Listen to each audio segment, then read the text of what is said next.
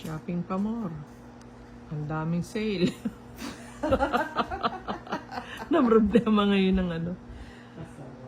Namroblema ng mga lalagyan. Ay nako, ayun na, may nakatago pang isang malaki dyan. Ang daming kalat ng bahay.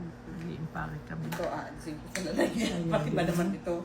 Kinapos pa kami ng ano. Nakakatuwang mamili ng mga ano, ng mga sale nila. Grabe ang sale. 60% off. Kaya nawili kami kanina.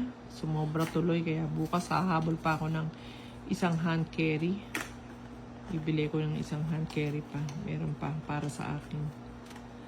Ay nako. Nawili kami kanina talaga. Ang sarap. Yan. Gusto natin to. Yung $380 na halaga ay naging $150 na lang yung naging presyo. Diyos ko, ang laki-laki ng discount, diba? Mawiwili ka talaga. Kaya ayan, nangangarag kami at bukas na ang lakad. Nangangarag kami ng yan, impakehan na kami. Ito, cellphone.